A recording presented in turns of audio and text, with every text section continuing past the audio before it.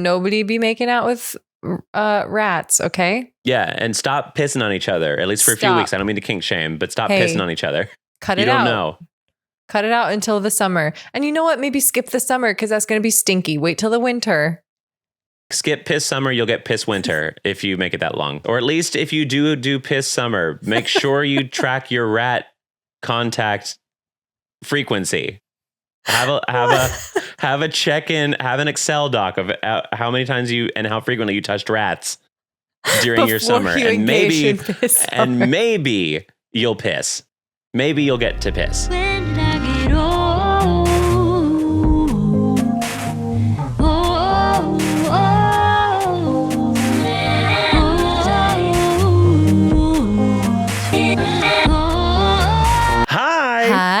Welcome back. Welcome back to Keep Me Young. I'm Blake. And I'm Heather. And I'm a little sweepy, just so you know. I, too, am a little eepy. And this is your weekly podcast to watch two people in their 30s learn how to not be as eepy sometimes, but not this week. But we will be trying to keep each other culturally relevant through pop culture, wide. Hot topics, social media, video games, entertainment, politics, you name it, baby. But again, It will be much shorter today because we want to go to bed. We want to go to bed. I'm a little bit cozy. I'm in a cozy little sweater. And my big life update is that I have moved into a cabin in the woods. It is temporary, but like kind of it's several months long. And I just, did you ever watch that show Bear in the Big Blue House?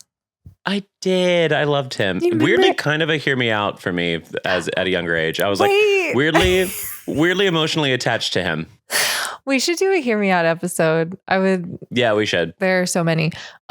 He always made me feel really safe. I get that. But when I wear big sweaters like this, I'm like, I am Bear in the Big Blue House. Just with like Big Blue House. No neck, just like head straight into shoulders. Tiny blue mouse at one point in our lives, for sure. Absolutely. God, absolutely. Just being taken care of the nice, large, kind man. Isn't that what we all want?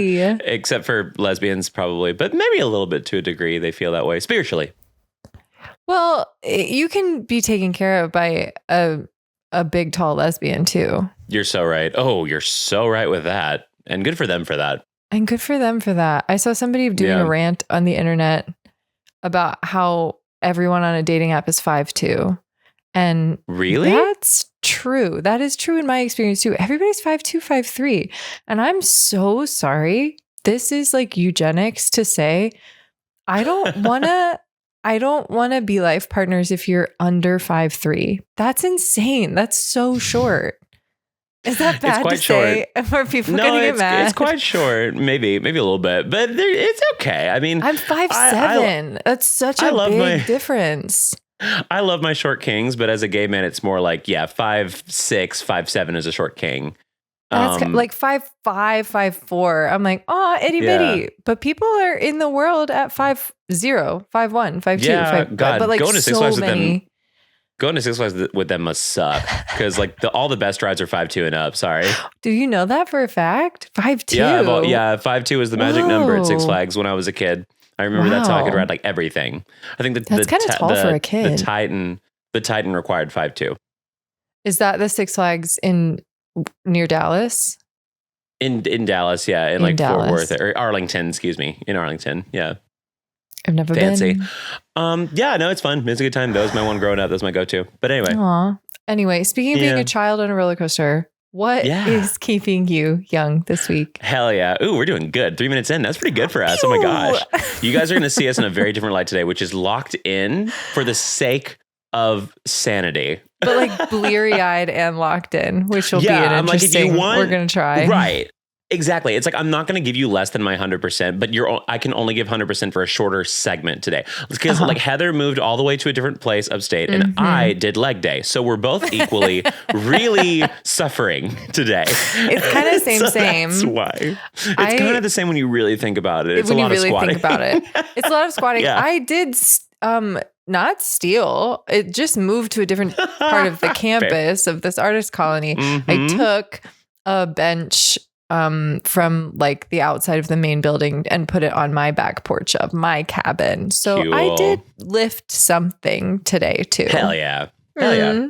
Yeah. Fitness. Ooh, I mean, I'm only 2 weeks in. Fitness. I'm not like a lifter yet. I definitely can't consider that. Wait. But we're making progress. I told Blake before we started that I wanted to be gym accountability buddies because there's a gym like 15 minutes away from here. Yes. It's going to happen. It's going to happen. It's going to happen. And now you said it on a podcast, so actually that helps a lot too. I know, right? Here's the thing. I went to queer line dancing, as I am wont to do, as is my prerogative. As one does. One of the instructors had just the most gorgeous shoulders, like beautiful, like wide, and then a gorgeous ass, like just incredible. Not sorry for absolutely objectifying this person, but like just really, really spot on, gorgeous. What are they called? Proportions. And good. Rather than I love being, a wide human. Oh my God, me too. Yeah. Rather than being like, oh my gosh, I'll never have arms like that, I was like, I could build shoulders like that, and I feel you like can do it. That's growth. You can build shoulders. Can a great most people ass can. Is, I think, genetic. But you can build shoulders. Genetic. You can build a nice ass. I don't think you can build a perfect ass without a little bit of genetic help, but a nice ass you can get with work, I think. Definitely. Yeah. But oh well. Anyway, what's keeping me young though is a nice ass, but also what's keeping me young is so do you know Jake Shane? Nope. He is I feel like I've heard you say that name. Yes. Okay. He's a TikToker.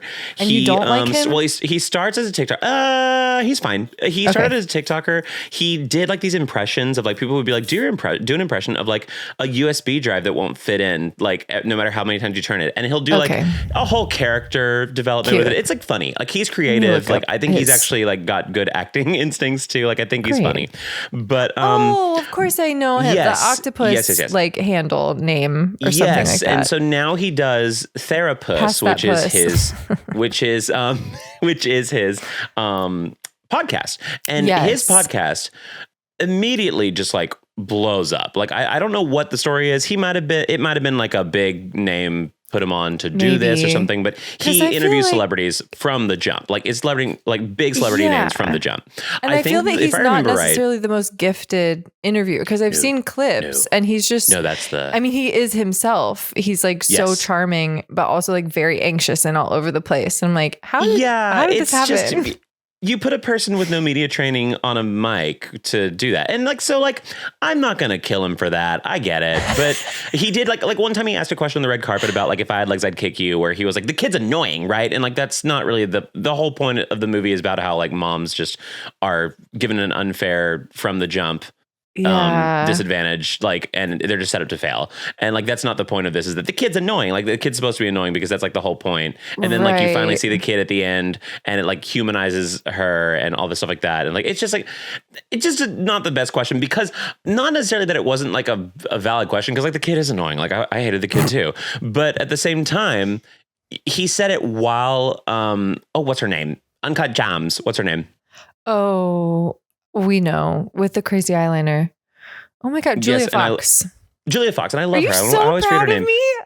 Yes, you ate that, and I love her, and I feel so bad that I forgot her name. Julia Fox was talking about just how beautiful the movie was, and like all the really good aspects of it, and then he just like bursts in, and he's like, and the kid's annoying, right? And like, okay, shut up, okay, not the time. Right, but, he's like, he is the friend in the friend group who you're like, oh. No, that's cool that he's here too. That's cool that y'all invited him. That was really nice of you. Yeah. Like, so this week on Twitter, he was also, So this week on Twitter, he was internet's main character. He was Twitter's main character, which you never want to be, as I've discussed before. Right. He was Twitter's main character a few days ago, where he, on his podcast, interviewed Casey Musgraves when her album was just about to come out. And she has a new album coming out. And he... I hate that this is like all this came down to, because I'm sure he asked good questions during this. And I think the appeal, like celebrities go to this thing, because I'm pretty sure for this podcast, they get final edit. The celebrities get final edit. They can cut whatever they want, which is like huge. It's good for celebrities. Because like celebrities always have either the choice of going, like somebody mentioned this too, like celebrities a lot of the time either have a choice of going with like a big news network for questions, and then they get asked the most unfair, awful questions that are probably really sexist towards women and blah, blah, blah. Or you go on a podcast with an influencer and you just get asked the dumbest fucking questions in the world. And so it's kind of like a pick your poison, and she picked this poison. And so Casey Musgraves, known for beautiful lyricism, beautiful songs. I love, love, love her. She's from my area of Texas, actually, but she's Also from known Golden, for Texas. Dancing with America's Sweethearts, Dallas Cowboys cheerleaders. Oh yeah! Oh my God, I forgot about that. Because she's from yes. that area. That makes sense now. Yes. Cute. So she is coming out with a new album, and he's asking her like what her favorite song is ever that she's made, probably. And she's like, I probably love Slow Burn the most, which very famous song from her, very beautiful song. And Jake Shane responds with, oh, thank God you picked this one. First of all, it is absolutely phenomenal and blah, blah, blah. And like, so good taste, good for him. But then he's like, me and my friend, blah, blah, blah, who apparently, I guess, is behind the camera. He's like, we have a debate almost every day about this one lyric. And I would love to ask you, what's the meaning behind, in Tennessee, the sun's going down, but in Beijing, they're headed out to work. That's because of time zones, baby. Heartbreaking. Influencer doesn't know time zones. Oh no! and people That's were because it's a 12-hour difference. Yeah, and Casey was like, "What's there to know?" She was like, "Great answer." It was just like a thought that I had. Like I was just sitting on my like front porch, and I was thinking, "Oh, people are going to work in China right now," and like that's crazy because I'm just like ending my day, and it's so funny that like humanity moves on and blah blah blah. Like it's not, but like the thing is, Casey, like okay. So everybody online was like disproportionately pissed because incredible. There's just so many good lyrics of Casey's that do have depth that he could have asked, and he asked about time zones, and so that's the kind of insane. Brain where he's like, I want to like compare it to a type of animal where it's just like, no, never mind, I won't. That's his brain. Fair. It makes sense. That's his brain. It's just instinct. Whatever first thought comes, he just goes. And you know what? Yeah. I guess I could learn something from that too, to be fair. Right. But I guess that's what I'm trying to say. He's like kind of feral. Like he's not. Yeah. It's just first thought, best But maybe thought. that's what makes him a good like impressions person too, or like a good actor in these things. Because he's just like, he's just in the moment, He's just in the moment, not afraid to just say and be, I guess. Like, I'll be stupid. And that's fine. You know what? I do appreciate that as well. I love lack of fear of looking stupid. Good for him. Because I think people do target him disproportionately because he is like a shorter, stockier gay man, which the internet inherently is more homophobic towards. I'll say it, sorry. And so if you don't look like Chris Hemsworth, the internet will be more homophobic towards you if you're a gay man. Yeah. Plain and simple, end of story. Sorry. It's not sorry. I mean, it sucks and I wish that you guys would be better, but I know that people watching it, our stuff is not that. So it's like, fine. But, Cut to me 5 minutes ago saying people under 5'3". Yeah, whatever. You know what it is, what it is. We hold multitudes. We hold multitudes. And so it kind of kept me young because one, I just thought it was really funny. And it's like, it's such dumb shit to like to care about, but also it's like such a dumb thing to ask. Like, let's just all tee-hee and then move on, which most people did, which is good. But I will say the part that kept me young is that Slow Burn by Casey Musgraves showed a 50% increase in streams following that day. So inadvertently, Jake Shane did help Casey Musgraves' stream count, and her album came out and it was her biggest 24-hour sales ever. So, and I can't deny that a non-negligible percentage of it, maybe 5-6%, probably came from people recognizing that Casey Musgraves had a new album because they saw that clip of Jake Shane being an idiot. So really, in a way, Jake Shane, while being stupid, kind of helped your fave out a little bit. So that's kind of cool. What a beautiful, and in Beijing, they're headed out to work right now. That's crazy. They actually are when we're recording. Yeah, they are. We are literally recording this when the sun is going down. So yeah, crazy. Deep. The internet's wild. It is. And it's sometimes aging, but sometimes youthful. And speaking of, what is keeping you young, Heather? You know what? My youth is found this week from a parasocial relationship I have with this couple of gay guys on the internet. One is Gus Heagerty, who does like the Long Island mom. He's like, hello, how are you? Hello, how are you?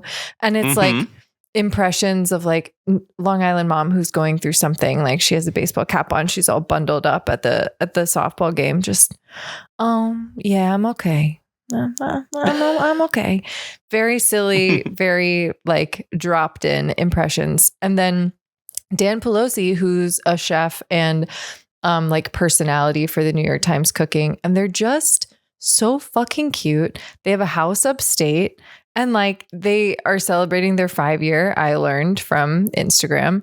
And like these photos, they just look like besties. Like they look like the type of couple that could have been best friends when they were little kids. Oh, that's sweet. And it's just like very, I don't know, very for being, you know, they have like in the hundreds of thousands of followers, each of them. So they're not, you know, like Ariana Grande famous, but like they're famous-ish on the internet. Well-to-do. They're famous enough to be well-to-do. Yeah, and they're just sort of like two like New England looking guys, like just guys. This big old chef, he's like kind of broad, and then like Gus looks like he could be like New England, like Massachusetts or something, and like they're just two dudes, but like they're so cute. It's a just I feel like it's just guys being dudes. I feel like it's a genre of gay guy relationship that mask for mask.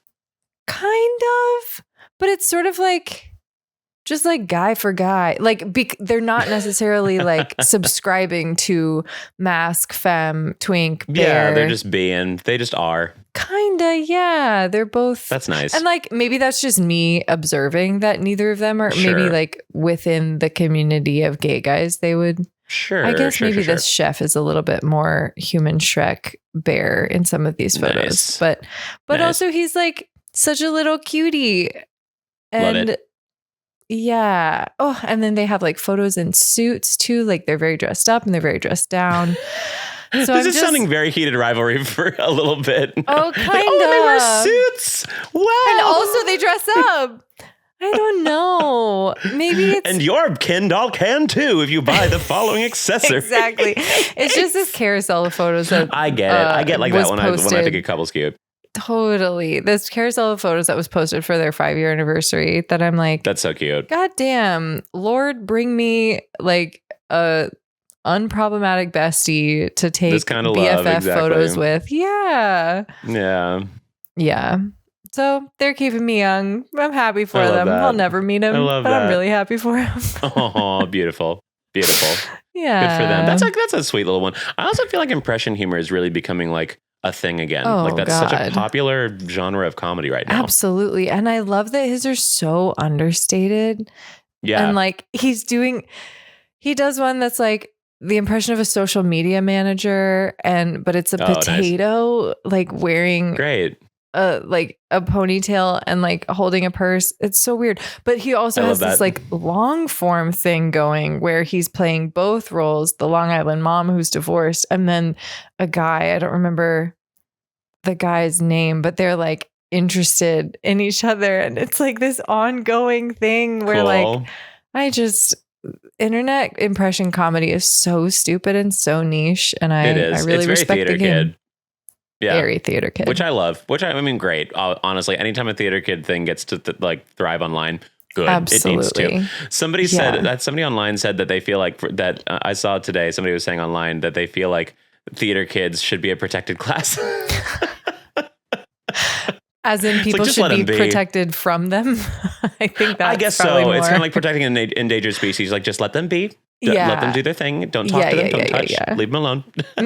Just let them tucker themselves out. Yeah, it's fine. They'll figure it out. Yeah. A lot later than you. A lot later than you. A lot louder than you. But they will figure it out. Definitely. Oh, God bless. Anyway, God bless. Yeah. Gus and Dan. Cute. Couples Gus goals. and Dan.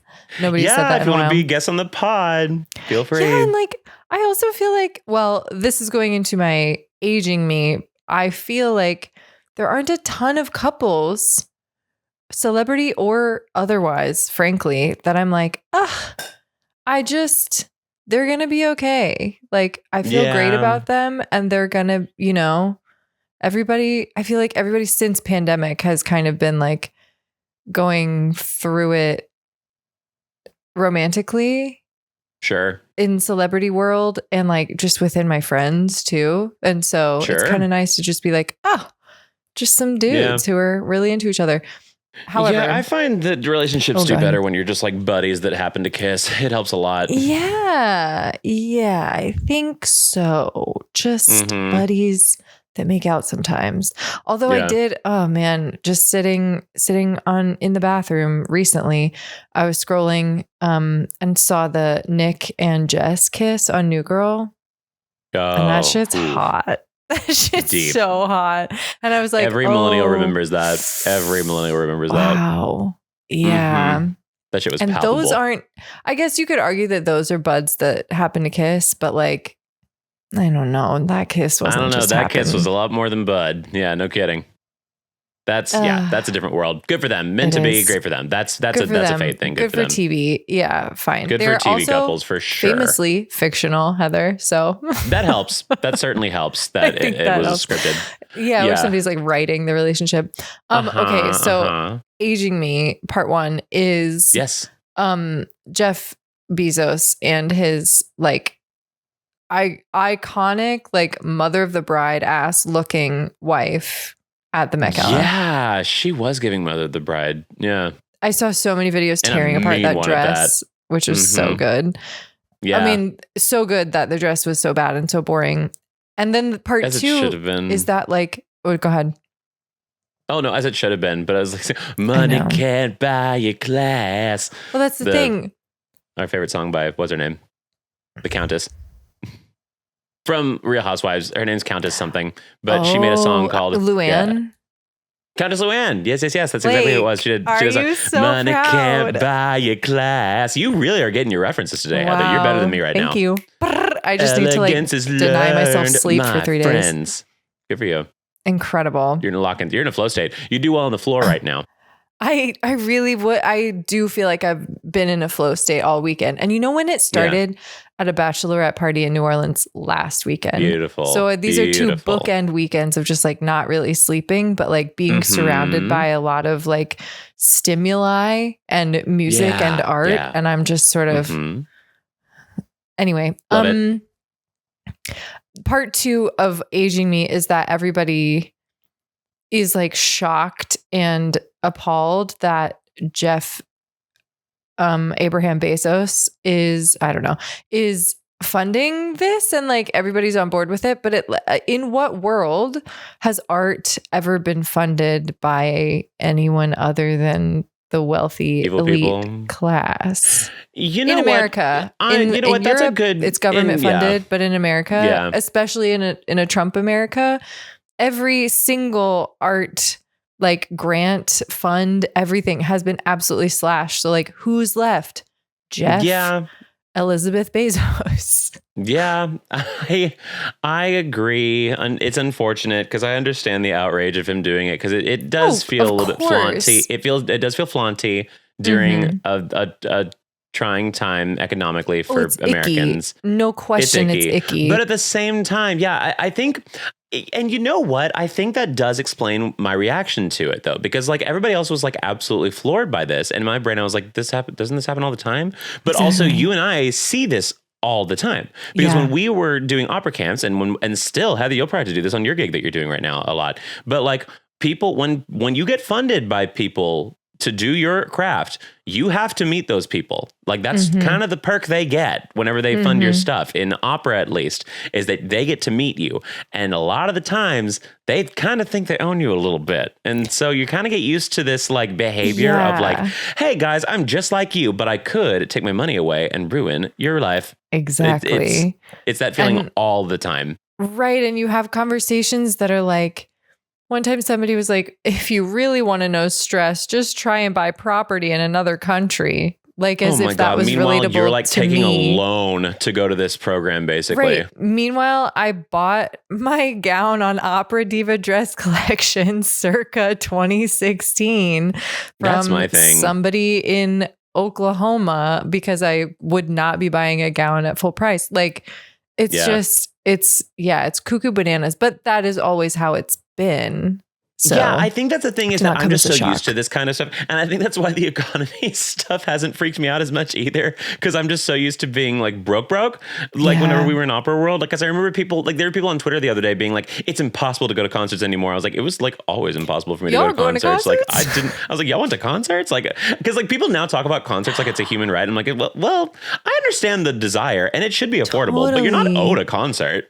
That occurred to me when I was in New Orleans last weekend, because I went for a bachelorette party, but it was like all of us were at Jazz Fest, which was so fun. But I don't go to concerts that big. I go to like bands that like a friend of a friend plays in, and the cover is $15. I was about to say, because Brooklyn concert going for $15 is awesome. Exactly. Great shows. Or they pass a hat and they're like, suggested donation is $15, but whatever.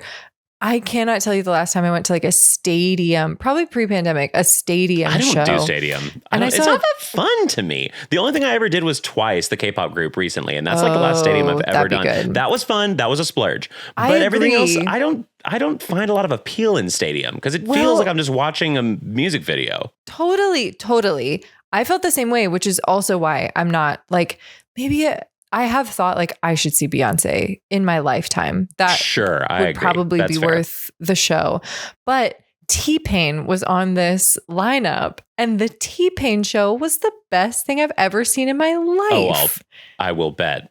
Oh my God. It was him, a DJ on a laptop, some like like a screen of backdrop or whatever, and two dancers. And that was it. Most entertaining show of like the whole lineup, I think.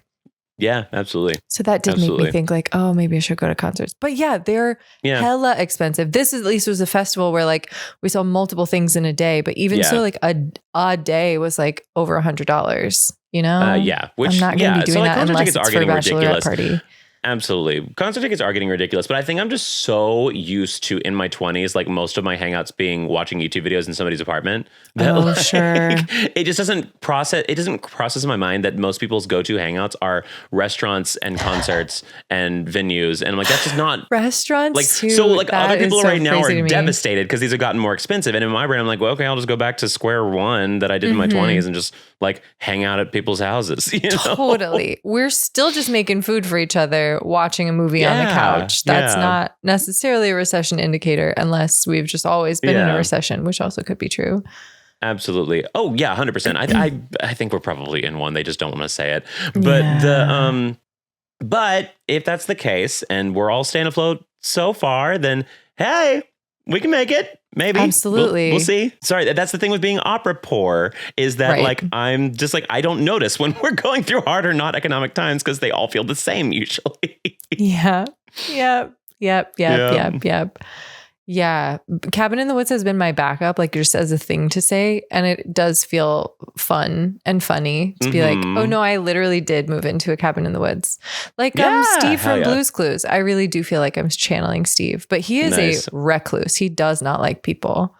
No. He likes people, but he loves to be alone. And he loves his dog. Not me. And his couch. Yeah. And his big chair. His dog. Blue. Yeah. Blue just being referred to as Steve's dog. Yeah, Steve's dog. Famously Steve's dog. Wait, if I ever own a dog, I want to name it Steve's dog. Oh, I have a cat named Blue. I could name his nickname is Steve's dog. Oh. Absolutely. That's gorgeous. Okay. I love it. Speaking of children's shows, what's aging you? Oh, thank God you said that, because you know me way too well. Children's choirs especially age me. I hate them so much.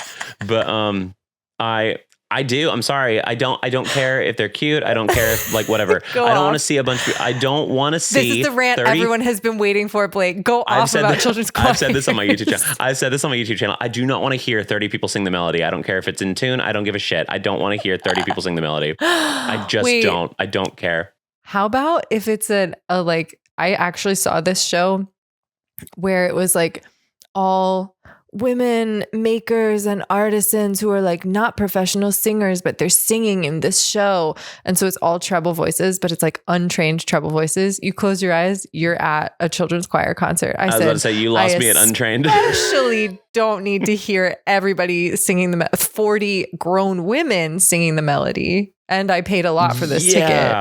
Yeah. Oh my God. No, thank you. It's just not my thing. My palate has become too refined. I like to think I have a very, I almost said equestrian. It's not equestrian. What's the word?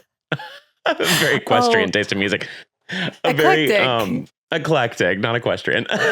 Oh my God. Although Does horse anybody music need probably would me hit. to like be a human thesaurus tonight? Because You're call killing me it up. today. I really, wow. The briefcase killing is it today. open. The Rolodex is rolling. Yeah. This is crazy. I like to think I have a very eclectic taste of music, but children's choir is where I draw the line. Sorry, I just don't care. I don't care. When they get to like middle school and they can harmonize, sure, whatever. But I don't want to hear a third grade choir. I just don't. Unless it's my kid, maybe. I'd probably be interested in my kid doing it. But like past that, whatever. I worked for a children's choir. That was like over 200 kids in ages 8 to 18. And just for the seasons I worked there, those were the concerts I was singing just over and over again. Although the skill level was like remarkable once they got into high school. Like it was very high level. That's cool. And like cool programming, cool repertoire. You know, if you're a children's choir music head, it was cool repertoire. But yeah, the littles, like they just look cute in their buckle shoes, you know? I like when they're like 3 or 4 and they're just kind of yelling. That's fun and cute. And that's then you lose them, and then you get them back. I hate when it's 4th and 5th grade, and it's like I don't know, like I've got no roots, but my home was never on the ground. I've got no roots, but it's like I don't give a shit. I just don't care. Because it's always like pop music, but done in like a kind of choral sound. Because it's the only thing they can sing. But I hate it so much. It's so stupid. Wait, please do 3 more 3rd and 4th grade choir covers of pop songs. Oh my God. I feel so much lighter like a feather that you out my mind. Like they're not going to get the runs right. They're not going to get the runs right. Sorry, Sabrina's far too hard for that. But yeah, you know. Oh my God. But incredible. So, but on a much deeper note, what is aging me is the Hantavirus. Speaking of curses on this world, like children's choirs, the Hantavirus is actually what's aging me. Oh my God. Literally aging like it could. Is it as bad as other things? Could it KILL? It's worse. It's worse. It's 40%. Y'all come stay in the cabin if you need to get out of the city. Holy shit. For anybody not aware, I think I can't remember what the boat was called, but there's like a boat. There's a tour boat. Cruise boat, whatever, that like got the Hantavirus because there were some rats, I believe, on it that spread it and gave it to some people. I think like 5 or 6 people got it. Like a few died. I think like 5 or 6 died, and then like maybe like however many more had it. And now they had them quarantined for a long time. And they just kept them on the boat for a while, and it's just kind of everybody's reaction to it from every side of it has just aged me because you've got some people that are like, I'm not doing quarantine again. They can just figure it out. And then we got the other side of it where people are like, bomb the boat. I'm like, guys, we have to be humans here. Like, Jesus Christ. They're like, nuke the boat. I'm not doing this again. I'm like, okay, both of these come down to you can't stand your own brain. And I do think you need to unpack that. Because I get that quarantine's hard, but I also think that a lot of you don't like to sit with your own thoughts. I think that's where a lot of fear comes from as well. How hard is quarantine? How hard is quarantine actually? Like, my God, if you're saving people's lives, just be still. Be still. Most of y'all don't like leaving your fucking houses anyway. What's the point? Like, anyway, but that being said, apparently the U.S. government will not be quarantining anybody that comes back from it, like from this boat. The CDC has deemed it not needed. So there's a chance it could happen. I think this one's technically harder to spread, which good, but also Blake. does. But it also, I'm pretty sure it does hella kill you. So that's not fun. That's not fun. Fuck. My mom's on a cruise right now. It's primarily transmitted to humans through contact with infected rodents, specifically by inhaling airborne particles from their saliva, urine, or droppings, which would make sense why it would happen on a cruise ship because it's very concentrated. So I do think that maybe it would not. Hopefully not. If we're wrong, feel free to correct us in the comments on this because I am not an expert, but it's mostly just the reactions that are aging me. But most people seem to, I'm hoping it means that it's not going to spread as easily if it were to happen, but God knows. I just know that somebody on that boat's going to be like, oh, thank God I'm off this boat. Now time to fly to Tahiti or something stupid like that. I guarantee. These headlines are like U.S. passengers headed home after cruise ship hit by Hantavirus. They're getting on planes. They're getting on... Oh my God. Yeah, we'll see. This could be an early episode of us before we start doing our podcast every day because we have nothing better to do. We'll see. Hey, sign up for the Patreon. That's all. I'm much more online. If we have another big worldwide quarantine, America's never going to have one again because we have Trump as president. But if we ever did have one, at least I'm much more online this time. So at least it wouldn't be like startup vibes. It would be like, it'd be something to do. Here. Yeah. Aww. But I'm definitely hoping it won't come to that. I don't think it will come to that, being optimistic, but I also don't put it past America to handle it absolutely horribly and cause it again. Right. That's what I'm thinking. Like, if we reacted, then it wouldn't happen. Like, if we reacted big now, then it wouldn't happen. But I do foresee everyone being like, it's fine. And then it could get worse. Yeah. That being said, this virus is not new. So I think in theory we could get I think in theory we can get vaccinated for it. Let me search that really quick before I say something wrong online. Does Hantavirus have a vaccine? As of May 2026, there's no widely approved or available vaccine for Hantavirus in the United States or Europe. Cool. Also, 2 minutes ago, there's an update. French passenger developed symptoms during flight home. Okay, well, it's over. It's over. See you guys. Yeah. I'm just gonna stay as online and home as possible. So I guess that's gonna be fun. Yeah. But I mean, I don't mind it. I'll say it again. I liked quarantine last time. I didn't mind it, but it depends on the person. The things that I did in quarantine got me here. Like it was just like getting unemployment, truly like getting money for doing nothing. And then all I wanted to do was make art. And that's a lesson to everybody that basic income could really like stimulate and did stimulate all sorts of economies. But okay. Hantavirus spreading from human to human is extremely rare and limited to a specific strain. Only the Andes virus found in South America has been documented to spread between people, typically requiring close, prolonged contact with an infected person's bodily fluids. So as long as y'all ain't pissing on each other all the time. They got to be doing the Nick and Jess new girl kiss. If they did that for a few minutes, I think that would be fine. So in theory, it should be okay. Because the whole thing about COVID was... I think we're also all highly traumatized by COVID. So I think anything that sounds even remotely similar, we freak out, understandably so. But the whole thing about coronavirus was how wildly infectious it was. It was very infectious. Yes, exactly. And so that it should be okay. But also there was already people on Twitter being like liberals, like showing a gift of people like running, a gif of people like sprinting. It was like liberals running to get the Hantavirus vaccine when it comes out. And I'm like, yes. Oh, what's the dig here? I don't want that part to happen again. We're stupid. What are you talking about? I'm so tired of that. COVID was exhausting to find out just how many people in your life are fucking stupid. Like that was not fun. So excited for round 2 of that. They're probably worse now. Woo! Smaller, but worse. I think there's a smaller amount of people because God knows everybody hates Trump now that the gas prices are higher. Yeah. Because that's all it ever takes to hate a president. I can't believe everyone's so stupid. But anyway, so hopefully it'll be fine. I don't know. Yeah. Oh, nobody be making out with rats, okay? Yeah, and stop pissing on each other, at least for a few weeks. I don't mean to kink shame, but stop pissing on each other. Cut it out. You don't know.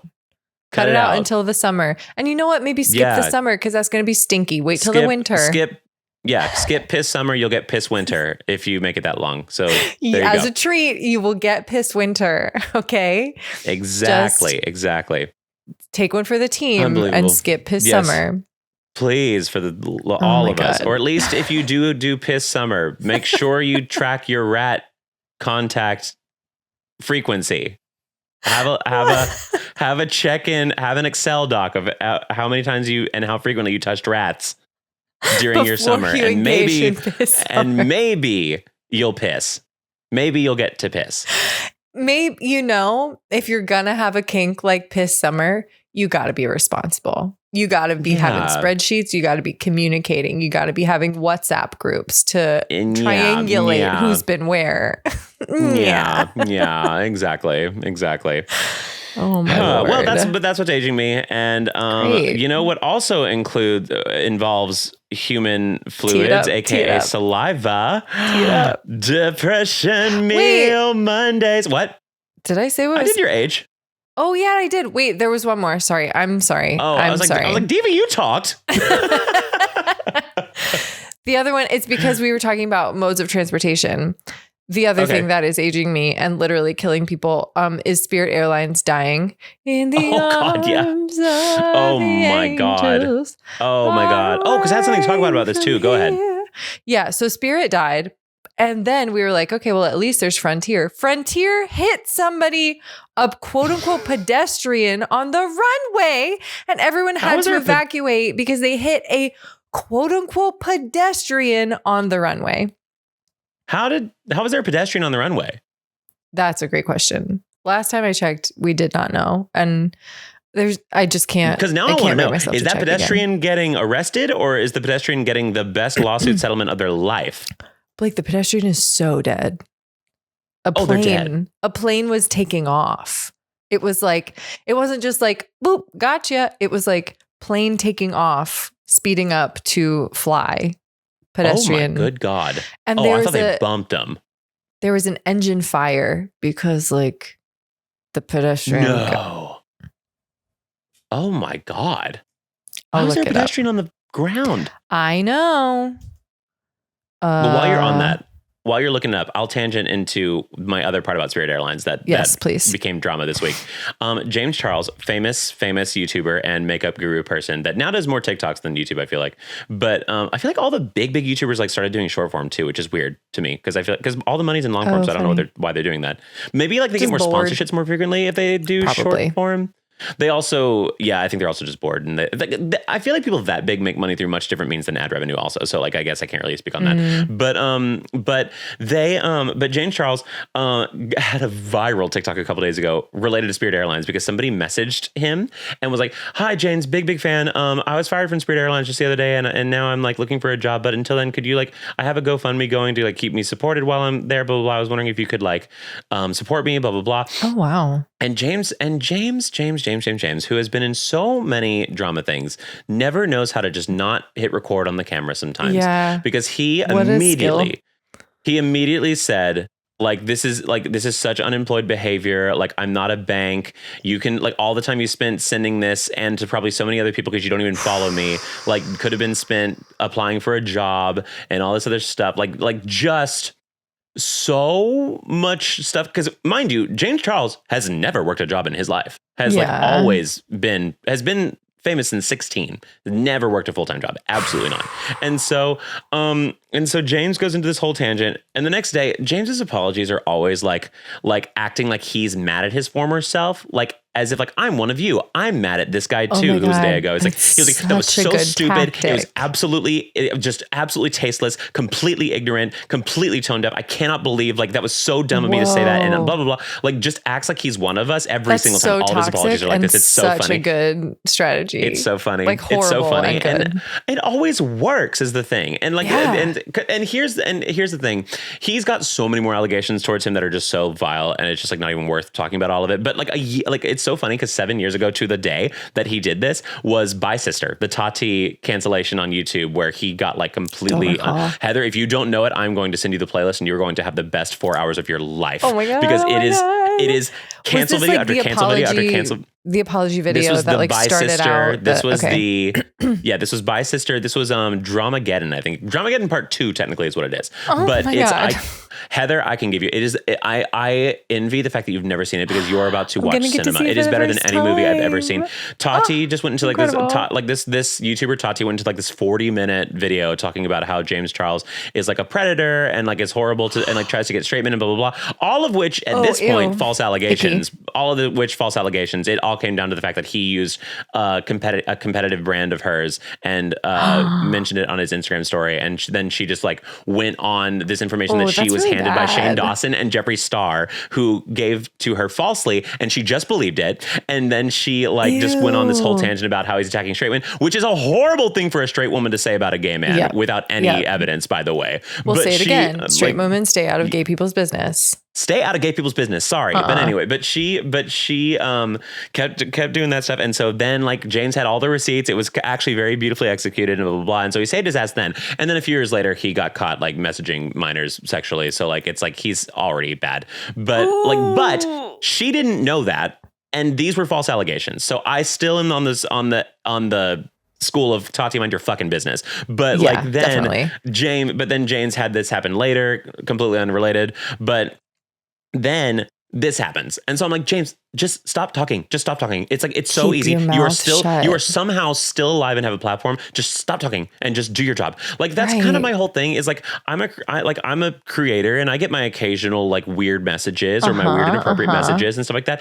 But like, I'm also viscerally aware of like the silver spoon that anybody at any level of this is handed. Like, so shut up. Like, if people want to say that an influencer is entitled and like all influencers are entitled, selfish, spoiled, blah, blah, blah, just do your best to not be the influencer that comes to mind when people say that. Like, because like, it's the same thing as like the I hate men thing. Just try not to be the man that comes to mind when a woman says, I hate men. And that's easy as that. They obviously don't mean you. Like when people say all influencers are selfish and spoiled and awful and evil and sellouts, they're not talking about their favorite influencer or their favorite YouTuber or their favorite creator. They're talking about James Charles. Right. You don't have to fight anybody else's fight because it just makes you look guilty and weird. You don't defend a generalized statement that's probably not about you. Like, it's okay. If the trade-off is that I get to have like people that are excited to hear my opinions about movies and video games and pop culture, then I will gladly take that trade if it means that occasionally a stranger that I don't know says that all YouTubers and creators and blah, blah, blah are spoiled, selfish sellouts. Yeah. Whatever. I don't care. That's fine. They can say that. If it makes them feel better, great. I don't care enough to risk coming off as any of those things by defending that ardently.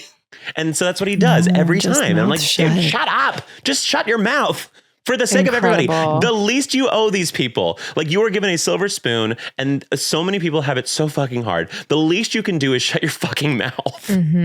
Just keep moving. Just keep making little tee-hee-ha-has. It's not hard. It's hee-hee-ha-has.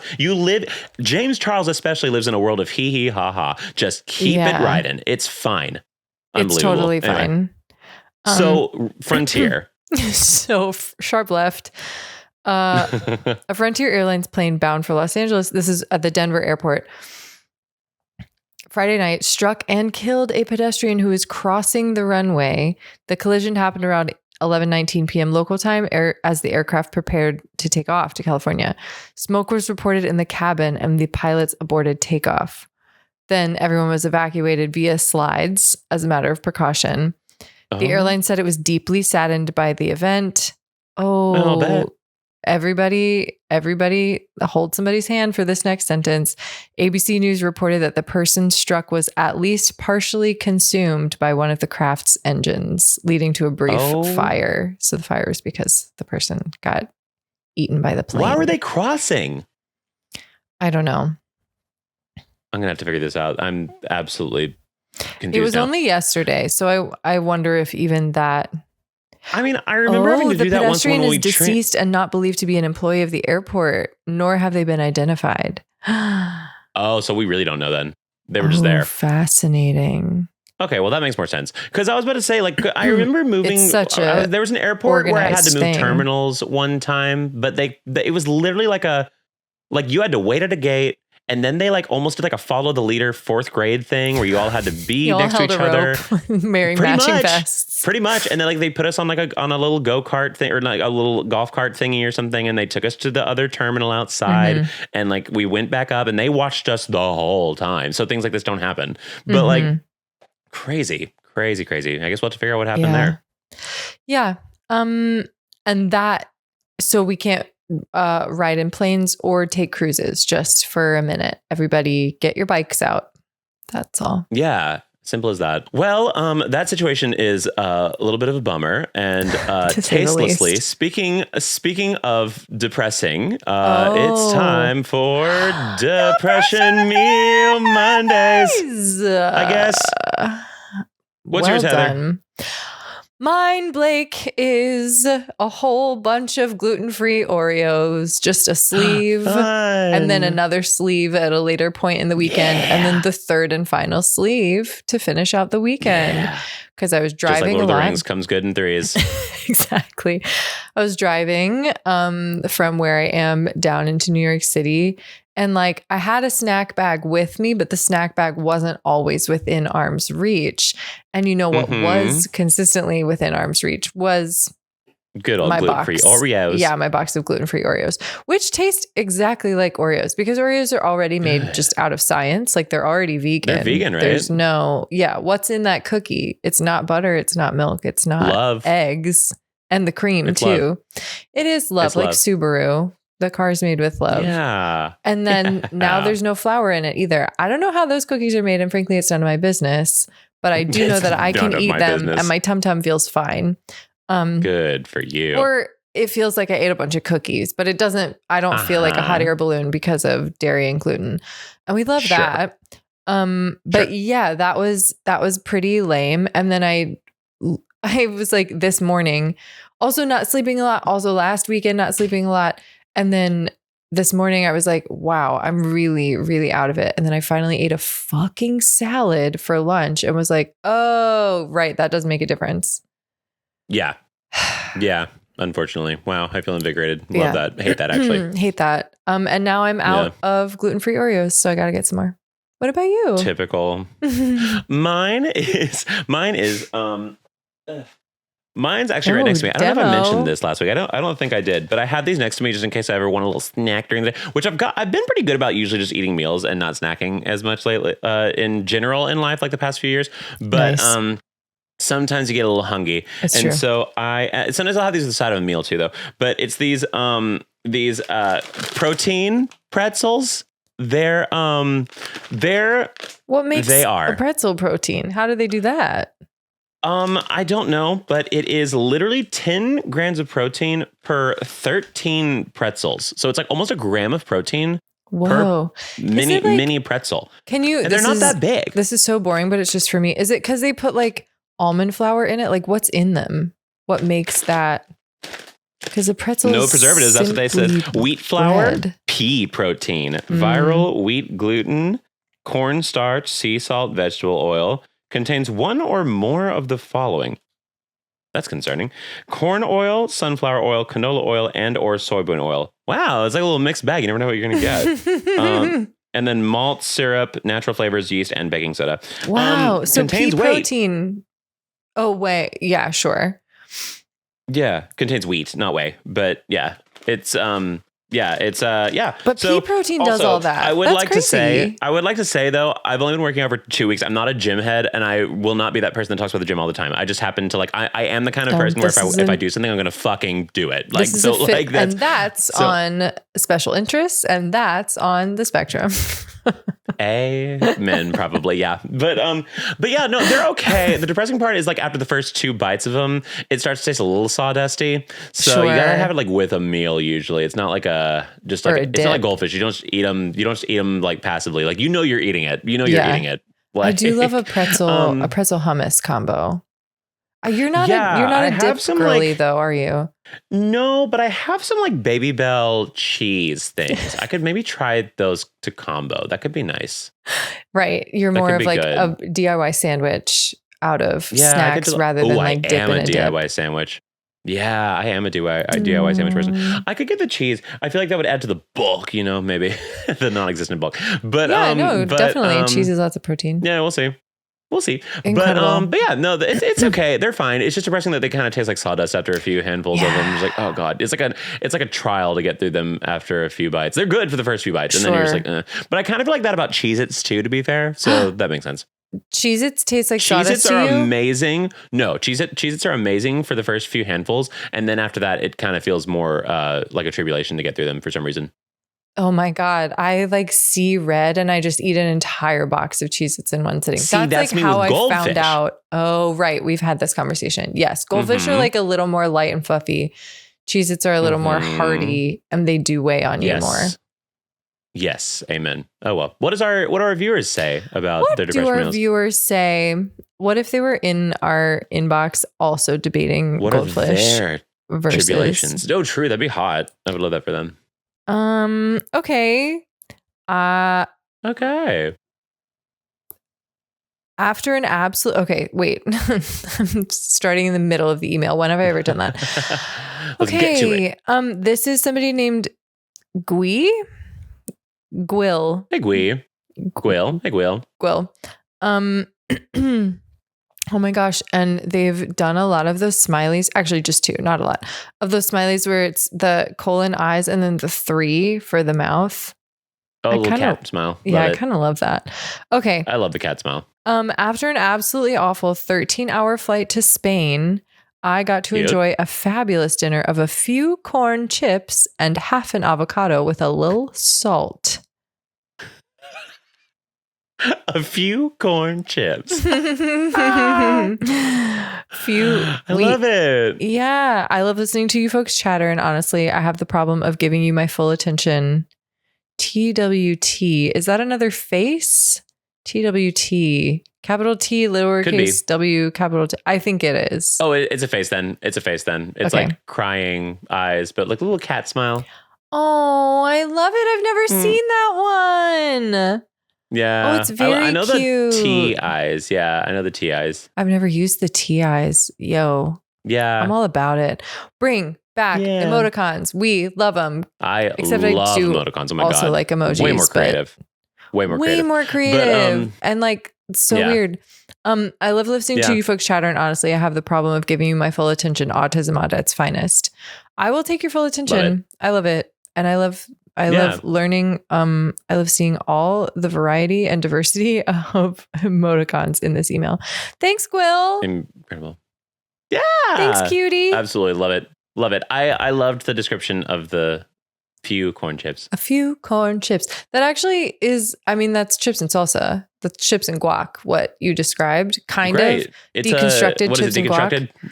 Yeah. Yeah. Deconstructed chips and guac. Wow. Beautiful. Fitting, I love that. Skinny, I guess. Skinny against your will, which not as fun. Not as fun. Exactly. Unintentional skinny. Yeah. But you know, that's still beautiful. Hang in there, Diva. I hope you got a lot more beautiful Spanish food afterwards. Truly. Welcome to the stage, Heather and the few corn chips. Hi. Oh yeah, they're my backup singers. Aw. Yeah. All right, I'll look into it. I would love to be one of the few corn chips. Like, hi, we're the few corn chips. Absolutely. And then we'll break up, and then the few corn chips will be their own band later. It'll just be called the Chips, but with a Z.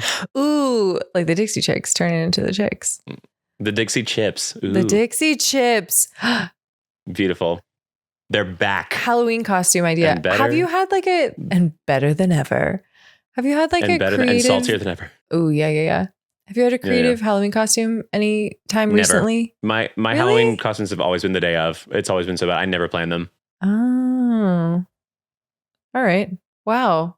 I should. Are you not like a costume girly? No, I just don't think I don't put it in my I and this sounds evil and this sounds like YouTuber shill. I have not really been in the mindset lately the past couple of years because I've been so busy of like, why would I put effort in this if it's not going to like move me forward professionally? Oh my God, that's so funny. Which is so bad. Well, because a lot of my profession is creative stuff. So I'm like, if I'm going to be creative, I'm going to do it for something that benefits me, not just like for my friends to be like, oh, I see it. Did you ever like have a costume box growing up?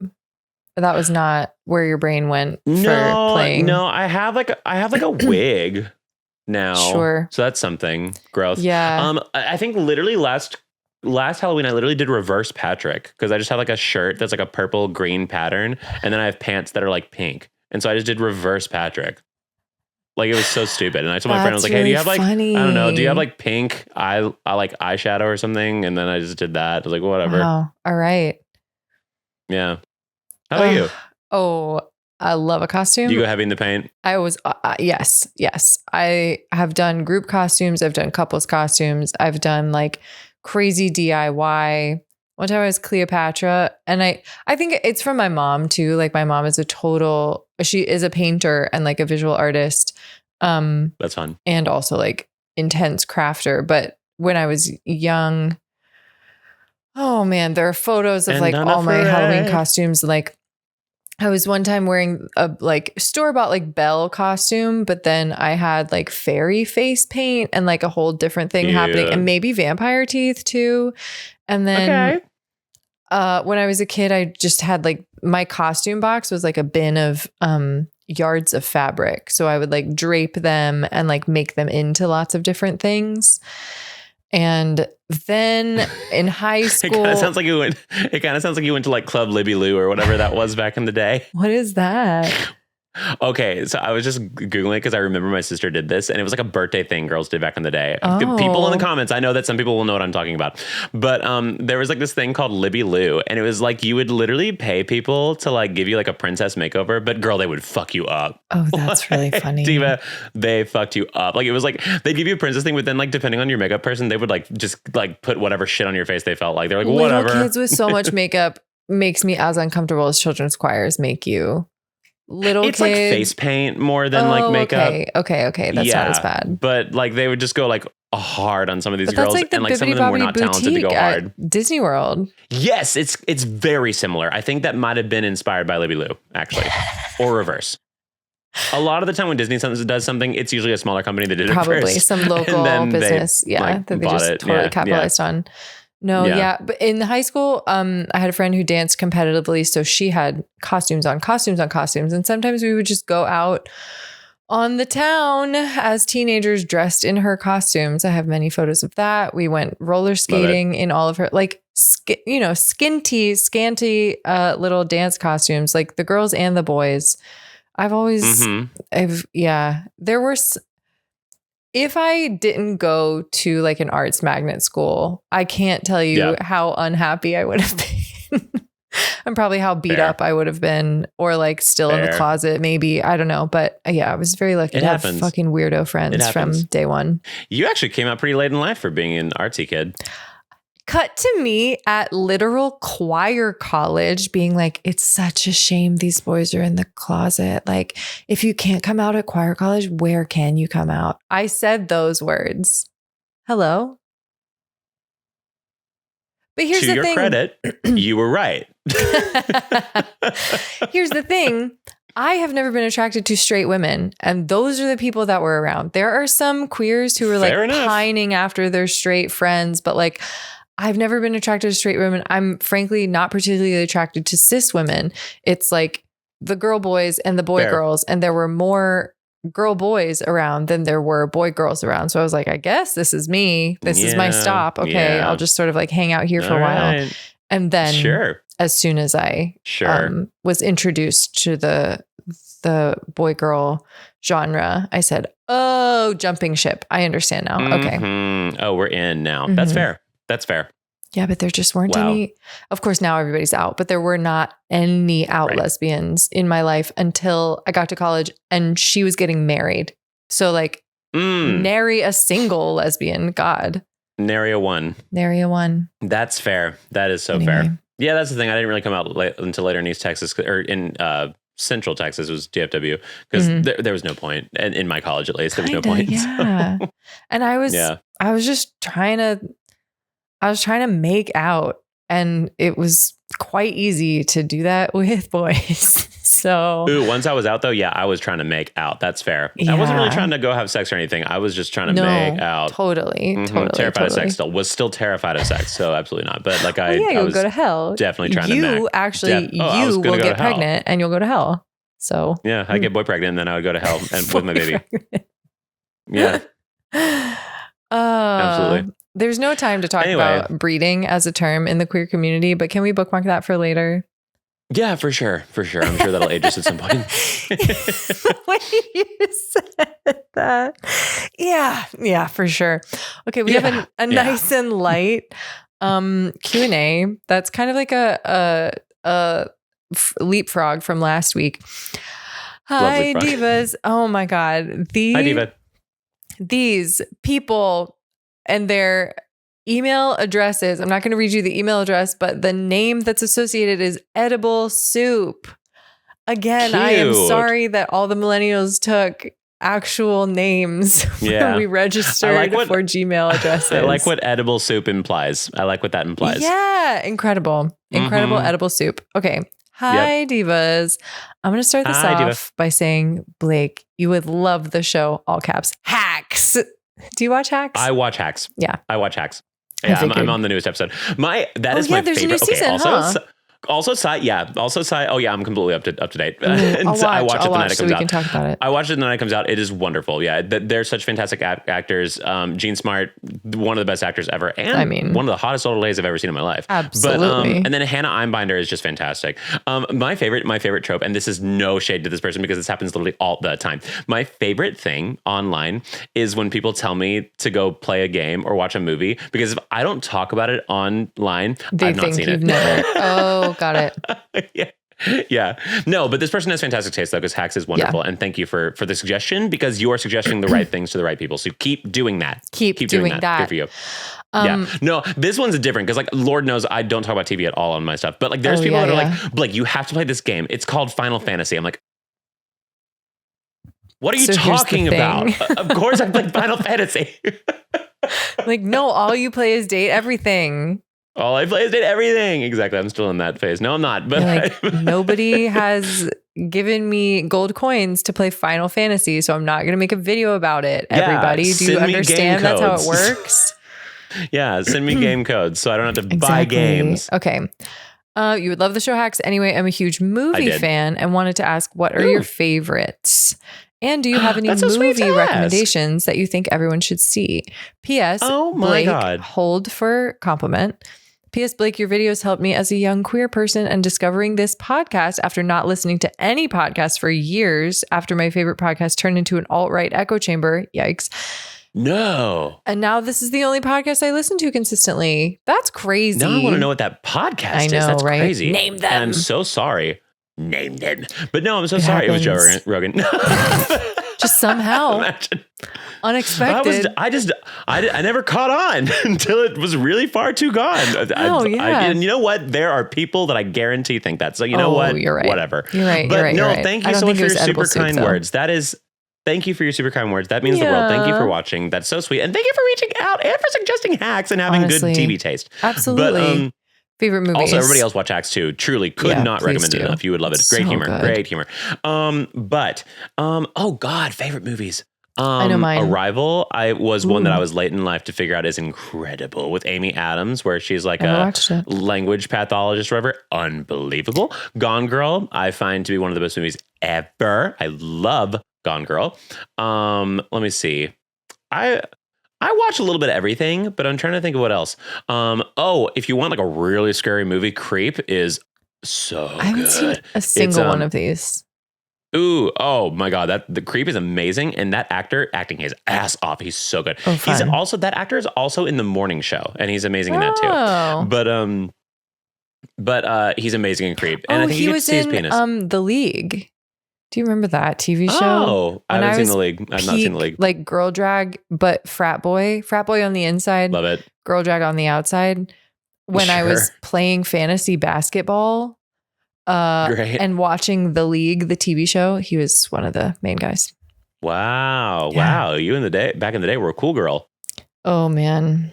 To a very particular kind of guy. Yes. Oh man. But yeah, I feel like that's probably I don't know what my like pantheon of like best movies I've seen is. Yeah. And the problem is I'm so easy. Like I like so many movies that it's like hard to I loved Mother Mary. I just saw that this week. Devil Wears Prada 2. Devil Wears Prada original is actually probably a really high up there of favorite movie. I could watch it all the time. I really like, oh God, what is that Tom Hanks movie? And it's Tom Hanks and Julia Roberts, and it's not that well rated, but I love it. I can't think of one with the two of them. It's like I love Tom Hanks so much though. Larry Crown. It's Larry Crown, and it is such a feel good. It's such a feel good. It is so stupid. It is not that good of a movie, but I love it. It's like a guy later in life going back to college, and like he falls in love with his teacher, and it's very sweet. No, there's not really ever like a big conflict. He just like lives his life and makes a lot of friends and falls in love with the teacher, and it's really sweet. If what's that Adam Sandler movie where he goes back to school? Oh yes, I know what you're talking about. Oh, it's another one that's just a name. It is. It's not Ferris Bueller. Happy Gilmore, Happy Madison. Something Madison? Billy Madison. Billy Madison? That's it. That's it. It's like if that because Happy Gilmore is the golf one. It is the golf one. Yeah. And like there's one where he plays a child and one where he basically, and there's one where he plays like a mentally handicapped person, and it's not And they're not great in kind today's of the society. same. We don't really talk about that movie anymore. Yeah, no. Julia Roberts was in my absolute favorite movie that I watch probably at least once a year, which is Hook, 1992 Steven Spielberg vehicle. You do love Hook. I love I didn't know Hook she was in that. so much.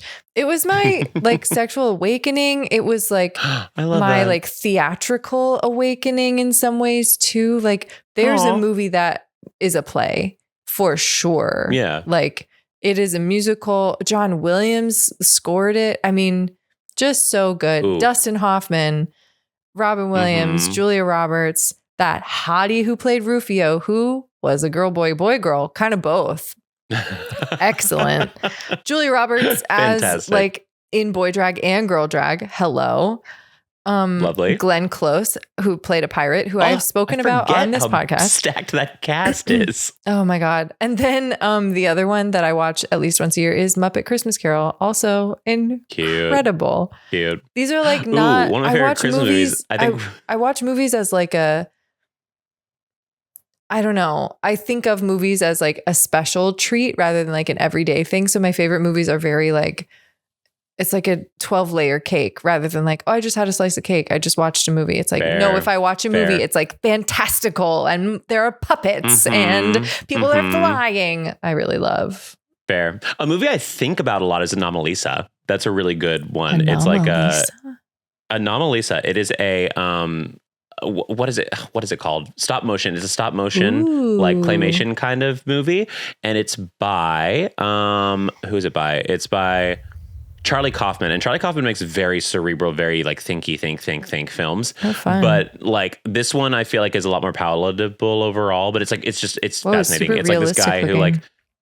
It's very cool. I loved it so much. It's like this guy who's like, he's going to like this conference and he has this weird thing in his brain where he only hears his own voice in every person. Like every person sounds like him. And then he finally hears a woman who has a voice that isn't his voice. And he's like, just like captivated by her and stuff. But he's like married. And so like, he like might cheat or blah, blah, blah. It's like a really, it's cool. It's very good. It's very well acted. The voice acting is unbelievable in it. I think that's really good. Oh, and then obviously Ghibli films. I think Princess Mononoke is one of the best, like, Princess Mononoke, absolutely one of the best. Princess Kaguya is what I was going to say, is another one that's just absolutely, oh my God, one of the best animated movies I've ever seen in my life. Like the animation alone just carries it. It is a slow burn, and it is so, you just want to sit back and watch it. You just want to sit back and watch it go. Like it is just so beautifully hand drawn.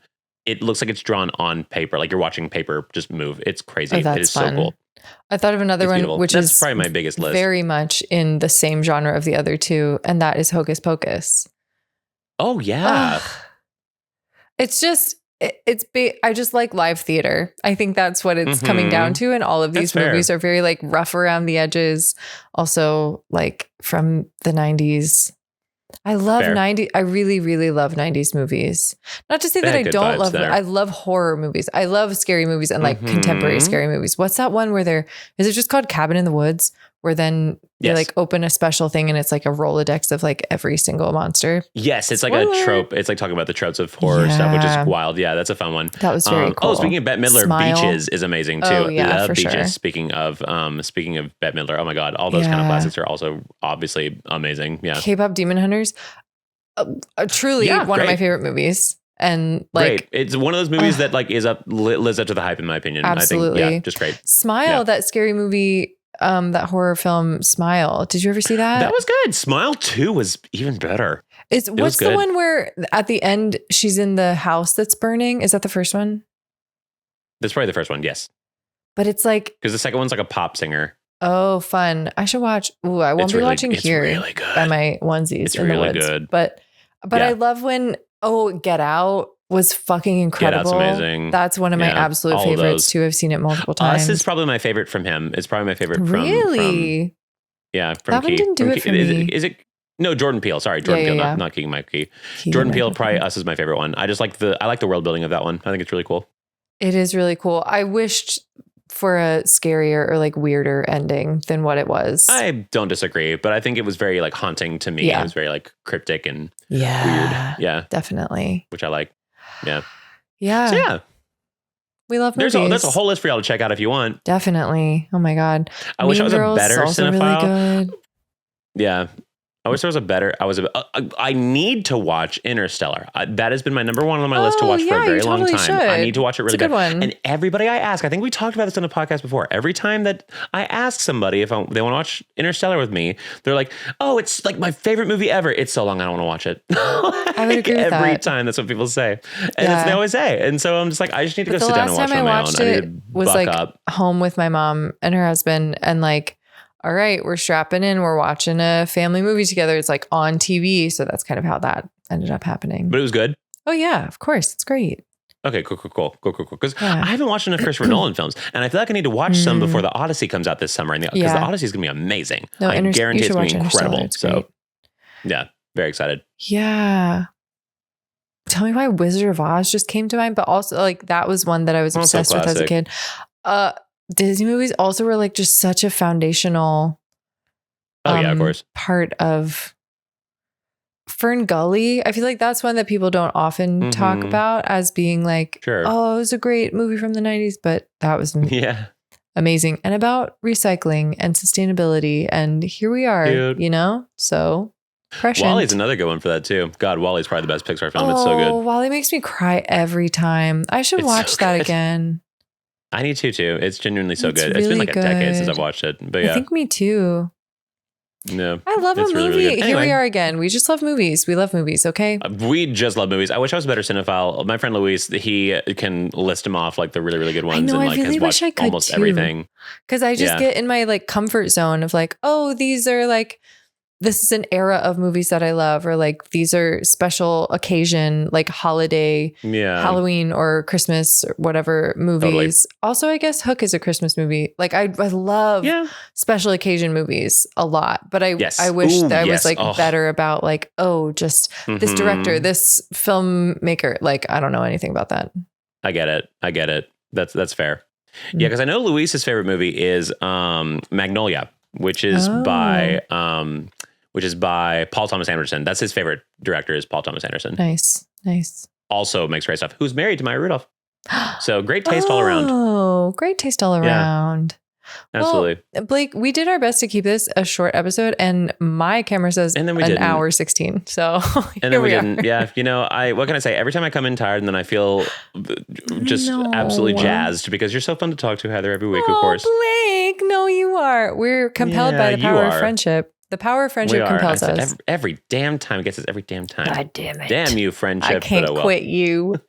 I can't quit. I gotta watch. I've never watched Brokeback Mountain start to finish. Brokeback Mountain's really good. I know it would ruin me. I know it would ruin me because it would be so good. But, wow, the soundtrack. I went through a phase in college where I just listened to the Brokeback Mountain soundtrack over and over and over again. Great. Hello. The ones I've heard from it, it's great. Oh, it's so good. It captures the vibe of the movie so well. Yeah. I know the plot. I just know it's going to break me, and I'm just not looking forward to the day that I watch it because I know I will. I know I will. But I whatever. Portrait of a Lady on Fire. Also, you'll need to watch Portrait of a Lady on Fire if you want artsy and beautiful and well done. Portrait of a Lady on Fire, incredible. For sure. Anyway, sorry. Yeah. There's always one that comes to mind, but yeah. So that's our good ones. But anyway. Well, this was Keep Me Young. I am Blake, and I'm Heather, and thanks for joining us. Yes, and if you want to submit a Q&A or a depression meal, you can email us at keepmeyoungpod@gmail.com or at keepmeyoungpod on Instagram. You can DM us, or you can put it in our YouTube comment section. We read everything. We don't always respond, but we always read. Friend of the pod, Mel, mentioned that in Spotify comments, which I got to tell you that I don't use Spotify as much. So I check them. I check those. Yeah. Mel was saying somebody was like, oh, we should have like a forum for people to have Q&As. So then it could be like community answering the questions. I said that sounds so cute. Pure and wonderful, and also like a potential can of worms, but I do like that idea. That could be fun if we figure out a way to do that. There's like a new YouTube community tab thing that's like literally they can talk to each other on it in theory. So we could try to see how that works. We'll look into it. Yeah. We'll dabble. Because there are so many Qs and probably not as many A's, you know, there are more Q's than A's. So we can proportionally to keep the channel, to keep our section alive. I guess it would have to be that way, but that's fair. Yeah.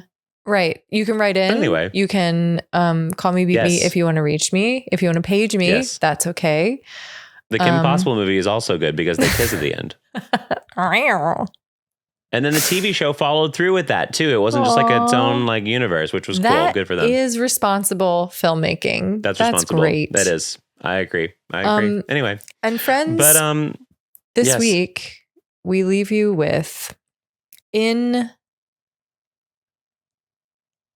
case you didn't know tortilla makes our mouth water.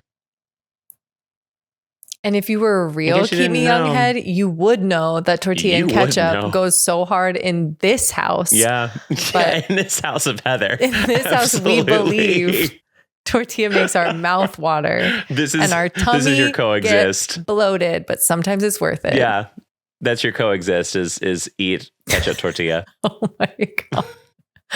Oh, put me out to pasture. That's horrible. I hate Beautiful, that. beautiful. So we're going to go out to pasture now. Bye. Bye. Love you. Bye.